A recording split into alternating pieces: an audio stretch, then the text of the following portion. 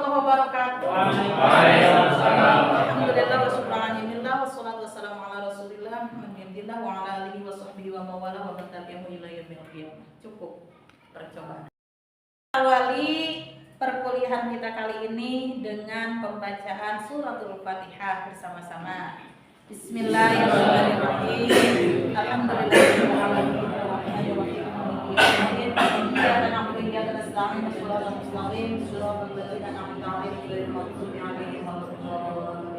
Semoga kita mendapat keberkahan dari ilmu yang kita cari. Amin. Udah. Assalamualaikum warahmatullahi wabarakatuh. Waalaikumsalam warahmatullahi wabarakatuh. Alhamdulillah wa syukralillah wassalatu wassalamu ala Rasulillah Muhammad bin Abdillah wa ala alihi wa sahbihi wa mawala wa man tabi'ahu ila yaumil qiyamah. Amma ba'd. Mahasiswa semuanya, kita masuk ke pertemuan yang ke-15 di mana materi pada mata kuliah ilmu waris ini adalah tentang praktek pembagian waris.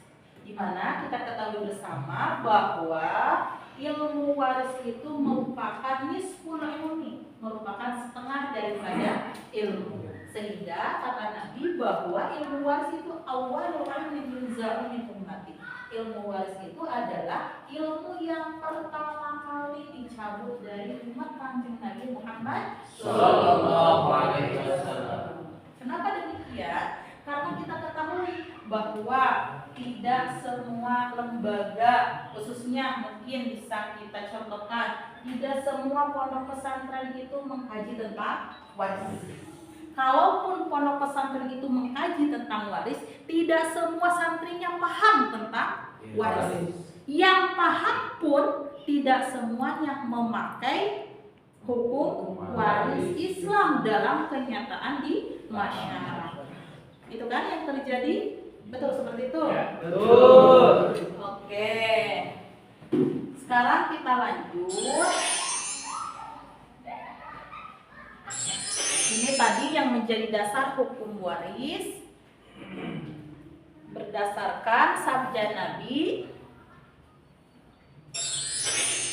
An Abi Hurairah qala Rasulullah sallallahu alaihi wasallam, ya Aba Hurairah ta'allamul fara'id wa 'allimuhu fa innahu nisful ilmi wa huwa yunsa wa huwa awwalu syai'in yunza'u min ummati. Ada kata wa'allimuhu, ta'allamu wa'allimuhu. Berarti di situ ada perintah Nabi untuk kita belajar tentang waris dan kita mengajarkan ilmu waris.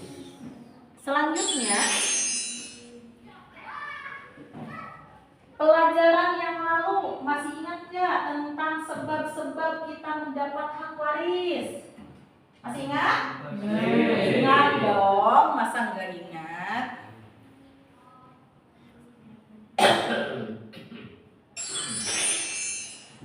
Nah, di sini kita membahas tentang praktek. Ingat-ingat tentang klasifikasi ashabul furud. Kita coba praktek ya. Prakteknya, misal ada seseorang meninggal dunia. Coba, ahli warisnya mau siapa? Ibu, ahli warisnya mau siapa? Mau suami. Suami, oke. Ahli warisnya yang pertama adalah suami. Selanjutnya anak laki-laki. Anak laki-laki. Selanjutnya anak perempuan. Anak perempuan. Selanjutnya Paman. paman. Selanjutnya bibi. Cukup ya, terlalu banyak. Oke, kita mau tanya.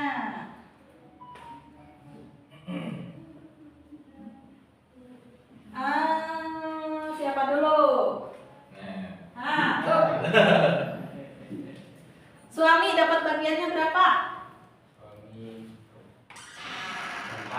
Suami 4. seperempat. Dilempar. Kenapa suami dapat seperempat? Karena ada anak. Karena ada anak-anak. Di jeda. Alasannya kenapa suami dapat seperempat? Karena ada anak. Karena anak-anak. Oke, lempar kembali ke temennya. Oke, anak laki-laki dapat bagiannya berapa? Anak laki-laki bagiannya berapa? 2 bagian. Cut lah. Yo, lempar. Anak laki-laki dapat bagiannya berapa? Asobah bin nafsi. Asobah bin Nafsi. Langsung lempar lagi. Anak perempuan dapat bagiannya berapa? Asobah bin Goir. Asobah bin Goir. Goir. Lempar lagi. Kenapa Asobah bin Goir?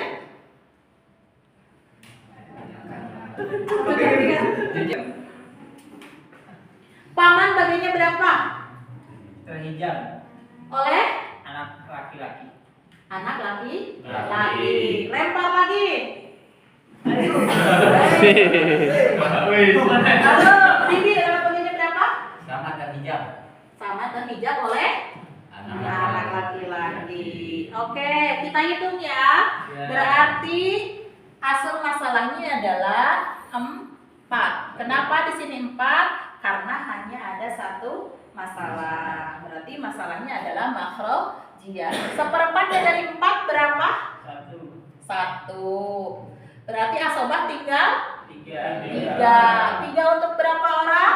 Untuk 3 orang. Karena laki-laki, anak laki-laki mendapat 2 bagian. Anak perempuan mendapat 1 bagian. 1 tambah 3 sama dengan 4. Sudah? Untuk selanjutnya kita mengadakan diskusi kelompok ya. Silakan, ini kelompok A, ini kelompok B, ini kelompok C. Nanti masing-masing memberi pertanyaan kepada kelompok yang lain. Kelompok yang ditanya nanti ngasih pertanyaan lagi ke kelompok yang lainnya. So, dimulai dari kelompok A. Maka silakan bertanya kelompok A. Kalau Enggak, ditujukan ke siapa pertanyaan? Silakan kelompok B nanti untuk menjawab. Siap. Enggak, kelompok A. kalau suami meninggal berapa bagian istri? Silakan. Untuk bagian istri, kalau mempunyai anak mendapat 1/4 dan kalau tidak mempunyai. Tidak. Silakan jawab kelompok B.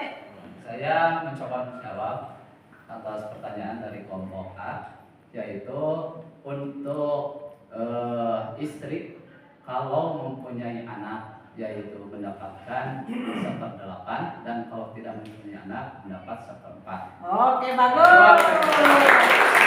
Silakan Anda untuk bertanya kelompok lainnya. Saya akan mencoba bertanya kepada kelompok C, yaitu apakah anak angkat itu mendapat bagian dari ahli waris atau tidak? Tidak karena bukan termasuk zawil furud. Karena furud ada 3, 1 sebab pernikahan, 2 sebab perbudakan, dan ketiga sebab nasab. Oke, bagus. Nah, saya tambah penjelasannya. Untuk anak angkat itu tidak mendapat waris. Karena betul tadi anak angkat itu tidak termasuk dalam sebab-sebab mendapatkan waris. Di mana sebab-sebab mendapatkan waris itu ada 3. Asbabul mirasil warasalasa kullun yufidu rabbahul mirasa wa hiya nikahun wa wala'un wa nasab ma ba'dahun nalil mawarisi sabab. Yang pertama adalah karena sebab pernikahan, yang kedua sebab nasab atau keturunan, yang ketiga adalah sebab karena memerdekakan abid atau hamba sahaya. Tapi di Indonesia yang dipakai adalah KHI dalam aturan pengadilan agama yang dipakai itu kompilasi hukum Islam. Di kompilasi hukum Islam ternyata di pasal 209 ada yang menyebutkan tentang wasiat wajibah. Di mana wasiat wajibah itu adalah anak-anak ataupun orang tua angkat. Mereka mendapat tidak lebih daripada sepertiga. Itu dapat dipahami? Iya. Jadi sebagai kesimpulannya, kita ini hidup diciptakan oleh Allah.